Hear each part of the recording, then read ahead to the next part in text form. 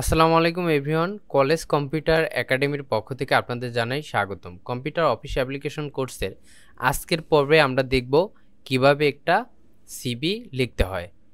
এতদিন আমরা প্রায় 16টা ক্লাস দেখেছি মাইক্রোসফট ওয়ার্ডের বিভিন্ন কাস্টমাইজ কিভাবে করতে হয়, বিভিন্ন শেপ, সোপ, পিকচার কিভাবে ইনসার্ট করতে হয়। আজকের ভিডিওতে আমরা দেখব কিভাবে একটা সিভি টাইপ করতে হয়।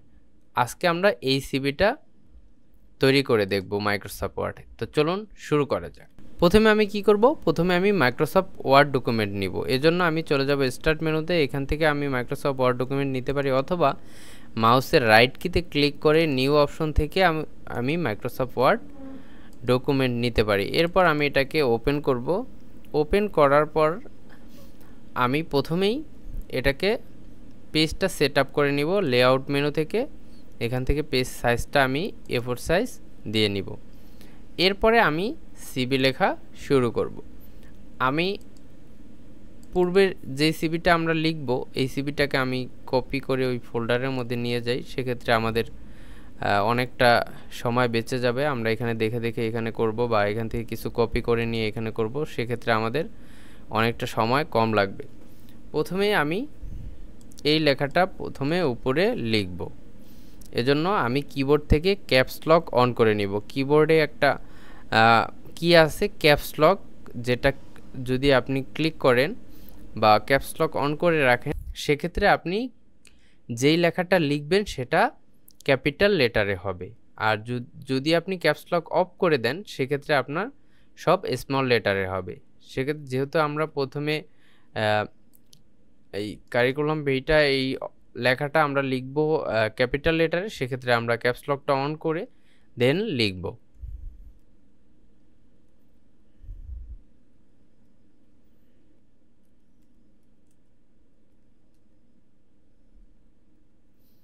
লেখার পর এই এই এই যে লিখলাম আমরা, এই লেখাটাকে আমরা কি করব? আমরা নিয়ে যাব সেন্টারে। এজন্য আমরা সিলেক্ট করব, যাব হোম ট্যাবে। হোম ট্যাব থেকে আমরা এটাকে সেন্টার অ্যালাইন করে দিলাম, এবং এখান থেকে বোল্ড করে দিলাম এবং আন্ডারলাইন করে দিলাম। এরপর এটার সাইজটা আমরা একটু বড় করে নিতে পারি। এখান থেকে হোম থেকে এটা সাইজটা যদি আমরা একটু বড় করে নিই, দেখুন এরকম দেখাচ্ছে। এরপরে আমরা ইন্টার দিয়ে চলে যাব নিচে। নিচে চলে যাওয়ার পর দেখুন আমাদের কার্সরটা কিন্তু এই পুরো পেজটার মাঝে রয়ে গিয়েছে। আমরা লেখা শুরু করব, সিবি লেখা শুরু করব লেফট সাইড থেকে। এজন্য আমরা হোম ট্যাবে আবার যাব, এই লেফট অ্যালাইনে ক্লিক করব, দেন এখানে আমরা লিখব নেম। যেহেতু আমার এখন আর ক্যাপস লক অন করা দরকার নেই, কারণ আমি এখন স্মল লেটার এবং ক্যাপিটাল লেটার মিলিয়ে লিখব। আমি ক্যাপস লকটা অফ করে দিই। এরপরে আমি লিখব নেম, লিখলাম। এটা দেখুন আমি এখানে বোল্ড এবং আন্ডারলাইন করেছিলাম, এজন্য আমার নিচের এই লেখাগুলো আবার সেম বোল্ড এবং আন্ডারলাইন চলে আসতেছে। এজন্য আমি এটাকে আবার সিলেক্ট করব, হোমে যাব, বোল্ড এবং আন্ডারলাইন এই দুইটা আমি কেটে দিব। এরপরে আমি এখানে নেম লিখলাম, ইন্টার দিয়ে আমি নিচে যাব। এরপরে ফাদার্স নেম লিখলাম, এরপরে ইন্টার দিয়ে আবার নিচে যাব, মাদার্স নেম লিখলাম। এখন একটা বিষয় আপনি লক্ষ্য করুন, আমার এইখানের এই নেমের পরে ক্লোনটা কিন্তু এখানে, ফাদারের পরে ক্লোনটা কিন্তু এখানে, তারপর মাদার্স নেমের পর ক্লোনটা কিন্তু কারোর সাথে কারো মিলতেছে না। সেক্ষেত্রে কিন্তু অনেক খারাপ দেখাচ্ছে। এইটাকে আমি সঠিক একটা পজিশনে অ্যালাইন করার জন্য কিভাবে করতে পারি? এই যে ক্লোনটা আছে, এটার শুরুতে এসে আমি যদি ট্যাব কি চাপি, কিবোর্ডের ট্যাব কি, দেখুন আমার প্রায় 2-3 বার চাপ দিতে হচ্ছে ট্যাব কিতে। তারপরে এই লেখাটা, এই কোলনটা এক সমান হচ্ছে। এইটা যদি আমি শর্টকাটে করতে চাই, সেক্ষেত্রে আমার কি করা লাগবে? আমি পূর্বে কন্ট্রোল জেড দিয়ে পূর্বের এখানে চলে আসলাম। এরপর আমি এই লেখাটাকে সিলেক্ট করব, দেন রাইট কিতে ক্লিক করার পর দেখুন এখানে প্যারাগ্রাফ নামে একটা অপশন আছে। এখানে ক্লিক করার পর এরকম একটা ডায়লগ বক্স ওপেন হবে। এইখানে আমরা যদি নিচে আসি, দেখুন এই যে এখানে ট্যাব নামে একটা অপশন আছে। এইখানে যদি আমি ক্লিক করি, দেখুন এখানে একটা অপশন আছে, এখানে দেওয়া হচ্ছে 0.5 ইঞ্চি। আমি এটাকে করে দেব 2.5। দেওয়ার পরে এটা লেফটে আছে, লেফটেই থাকবে। এরপর আপনি যদি এই ক্লোনের পূর্বে কোনো লাইন চান সেক্ষেত্রে লাইন দিতে পারেন, অথবা কিছু দিতে না চাইলে এই প্রথম নান অপশনটা সিলেক্ট করে ওকেতে ক্লিক করবেন।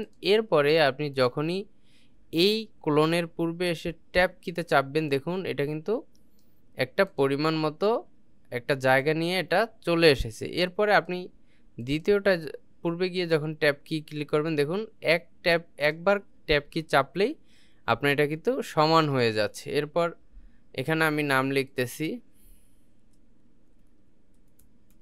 রাকিব হোসেন, এরপরে ফাদার্স নেম লিখতেছি,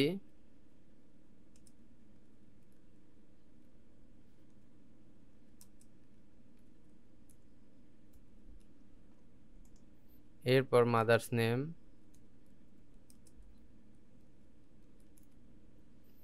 এরপরে আমরা এই ঠিকানাটাকে এখান থেকে কপি করে নিয়ে আসি। আচ্ছা দেখুন এখানে আমরা ঠিকানাটা,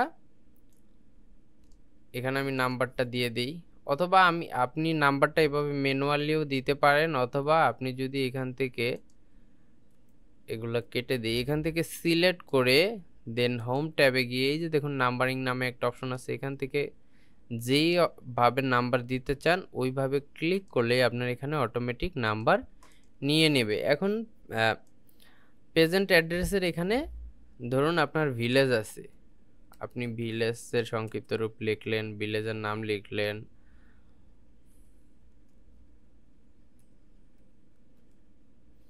লিখলেন, কমা দিলেন, দেন হচ্ছে একটু ট্যাব দিয়ে একটু দূরে গিয়ে অথবা স্পেস দিয়ে একটু দূরে গিয়ে লিখলেন পোস্ট।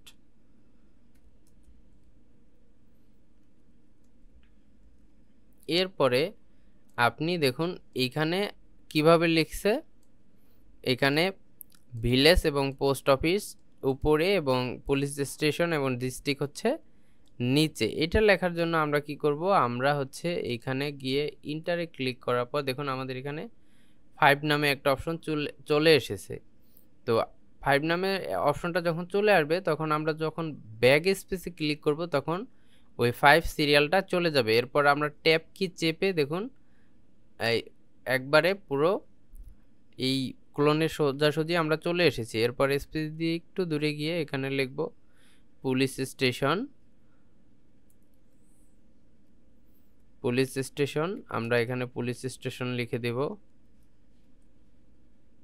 এরপরে এখান থেকে কমা দিয়ে ডিস্ট্রিক্টের নাম লিখে দেব। এভাবে কিন্তু আমরা খুব সহজেই লিখতে পারি। এরপর আমরা জাস্ট এখান থেকে এটাকে কপি করে নিব,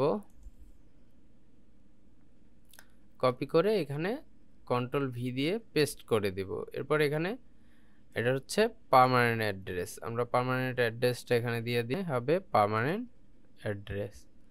আমাদের কিন্তু এটা মোটামুটি হয়ে গিয়েছে। এরপরে কি আছে, এরপরে আছে ডেট অফ বার্থ। আমরা এখানে হচ্ছে যখনই এই লেখাটার শেষে এসে আমরা যখনই ইন্টারে ক্লিক করব দেখুন আমাদের এখানে নাম্বারটা আসতেছে না। আমরা যখন ইন্টারে ক্লিক করতেছি নাম্বারটা আসতেছে না।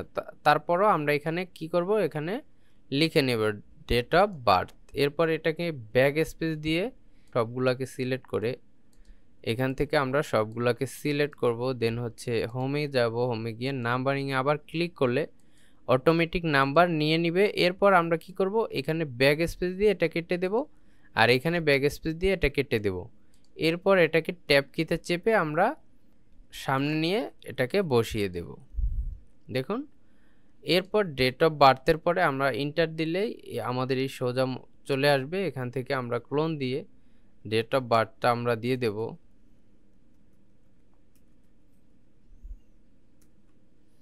দিয়ে দিলাম।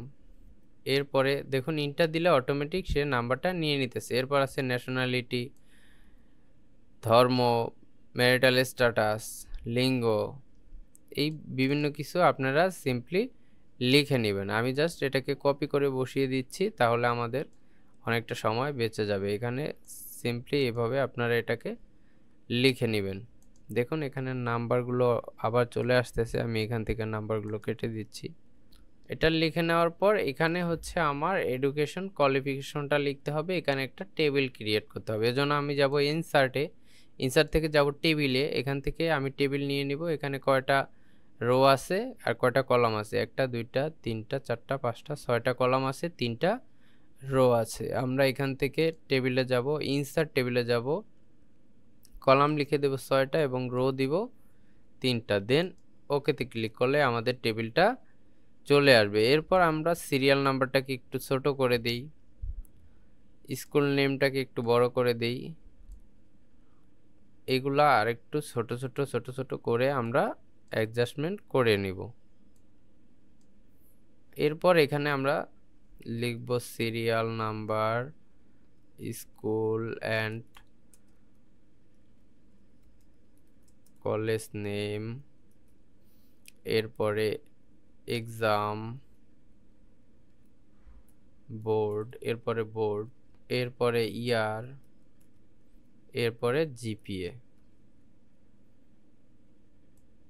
এটাকে আমরা একটু ছোট করে নিই। এরপর সিরিয়ালে আমরা 1 এবং 2 দিতে পারি। এরপর এখানে স্কুল নেম আপনি একটা দিয়ে নেবেন, আপনার স্কুল নেমটা এখানে দিবেন, আপনি যে স্কুলে পড়াশোনা করছেন। এখানে এক্সামের নাম লিখবেন। এরপরে বোর্ড, কোন বোর্ড থেকে পাশ করেছেন, বোর্ডের নাম, পাসিং ইয়ার এবং জিপিএ কত পেয়েছেন, এগুলো আপনি সিম্পলি এখান থেকে পূরণ করে নেবেন।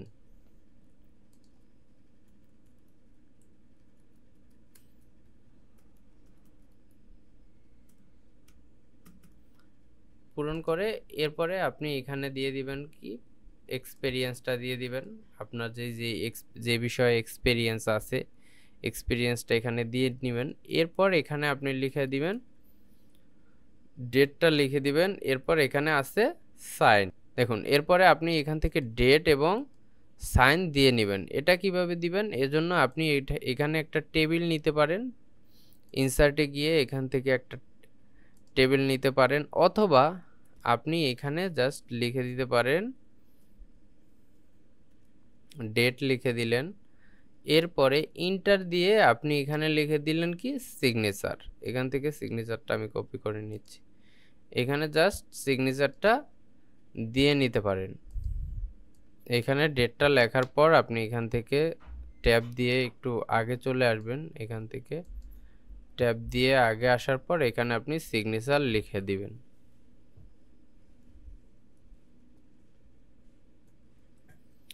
সিগনেচার লিখে দেওয়ার পর এখানে দেখুন সিগনেচারের উপরে কিন্তু আমাদের, দেখুন সিগনেচারের উপরে এখানে একটা লাইন ছিল। এই লাইনটা দেওয়ার জন্য আমরা যাব ইনসার্টে, ইনসার্ট থেকে শেপে যাব। এখানে দেখুন লাইন নামে একটা অপশন আছে, এখানে লাইনে ক্লিক করে জাস্ট কিবোর্ডের শিফট কি ধরে এভাবে লাইনটা আর্ট করে দিবেন। এরপর দেখুন একটা ফরম্যাট মেনু যুক্ত হবে, এখান থেকে আপনি লাইনের কালারটা এখান থেকে ব্ল্যাক করে দিতে পারেন, তাহলে কিন্তু আপনার মোটামুটি কাজ শেষ।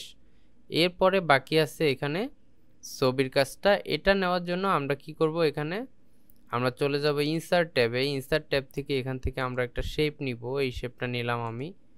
এটা নেওয়ার পর এখানে জাস্ট শেপটা আমরা আর্ট করে দিব।